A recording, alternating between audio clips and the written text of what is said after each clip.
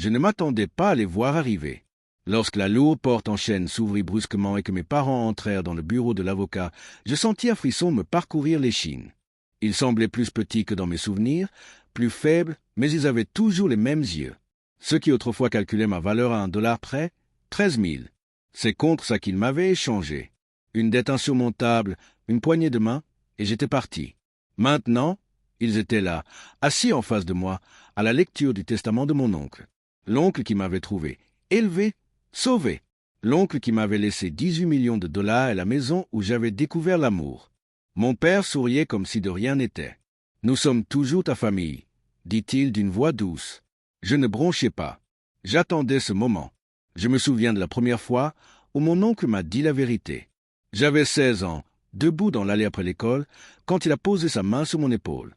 Sa voix était calme, mais ses mots avaient un poids qui faillit m'écraser. « Tes parents ne t'ont pas perdu, » dit-il. « Ils t'ont vendu. » Je le trouvais cruel de dire ça, jusqu'à ce qu'il me montre des preuves.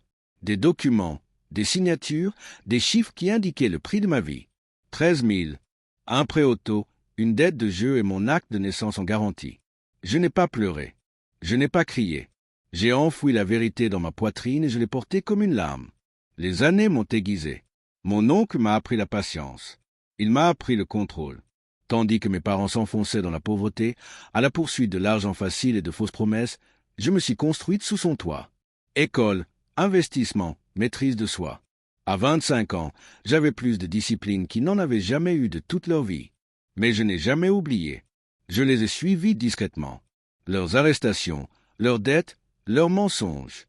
Pas pour me réjouir, juste pour savoir. Je voulais connaître chaque détail de leur chute, pour en goûter pleinement le moment venu. Et puis mon oncle est mort, le dernier homme bon de ma vie. Mais même depuis sa tombe, il m'a remis l'arme ultime, son testament. La lecture fut solennelle. Mon avocat lut attentivement les documents, d'un ton posé, ses yeux se posant sur moi pour me rassurer.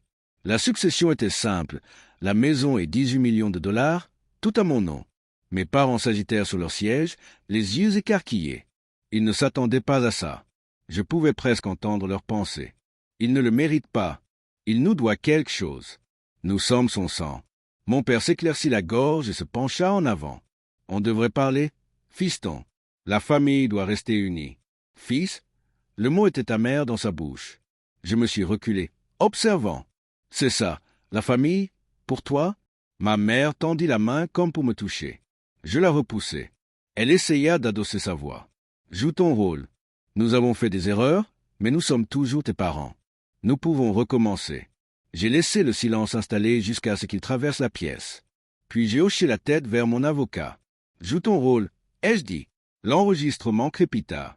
La voix de mon père emplit la pièce. Des années, mais aussi tranchant que du verre brisé. 13 000. Offre finale. Ce n'est qu'un enfant. Il ne s'en souviendra pas. Le rire de ma mère suivit. On lui dira que c'était pour son avenir. Il croira n'importe quoi. L'air devint lourd. L'avocat ne leva pas les yeux. Mes parents se figèrent, le visage décoloré. « Où as-tu trouvé ça ?» murmura mon père. « Mon oncle a tout gardé, » dis-je. Chaque reçu, chaque appel, chaque trahison.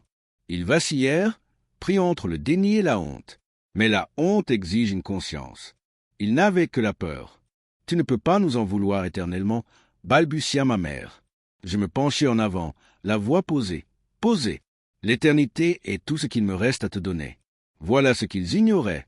Le testament de mon oncle comportait des conditions. Pas pour moi, pour eux. Une petite fiducie avait été constituée, conditionnée à une seule chose, le silence. S'ils essayaient de me contacter, de me harceler ou de s'approprier une simple odeur, la confiance se dissolvait. S'ils s'en allaient sans se retourner, ils toucheraient une somme modique pour survivre.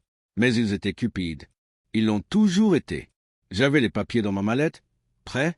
Au moment où ils supplieraient, au moment où ils exigeraient, la confiance s'évaporerait. Ils repartiraient les mains vides. J'ai glissé l'enveloppe sur la table. À vous de choisir, prendre l'argent et disparaître, ou me combattre et tout perdre. Mon père serra les mâchoires. La main de ma mère tremblait lorsqu'elle prit l'enveloppe. Je vous suggère de lire attentivement, dis-je. La pièce était silencieuse, à l'exception du bruit d'un papier qui se dépliait. J'ai vu la prise de conscience les frapper. D'abord la confusion, puis la colère, puis l'effroi. Mon père a claqué les papiers. « Tu te crois meilleur que nous ?» J'ai croisé son regard. « Calme. Non, je sais que je le suis. » L'avocat a refermé le dossier. « Si tu contestes, tu perdras. Si tu acceptes, tu repartiras avec quelque chose. Mais seulement si tu ne lui adresses plus jamais la parole. » Le poids de ces mots a anéanti leur dernier reste d'orgueil. Ils n'avaient plus aucun pouvoir.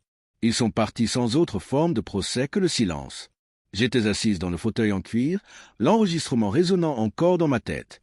Mon oncle m'avait donné la richesse, mais plus que cela, il m'avait rendu justice. Je pensais ressentir de la rage. Je pensais ressentir du triomphe. Mais je n'éprouvais qu'un sentiment de libération. La lame que j'avais portée pendant des années était enfin sortie de moi. Alors que la porte se refermait derrière eux, je murmurai à la pièce vide. La famille, ce n'est pas le sang. La famille, c'est celui qui ne vous vend pas. Et pour la première fois de ma vie, j'étais libre.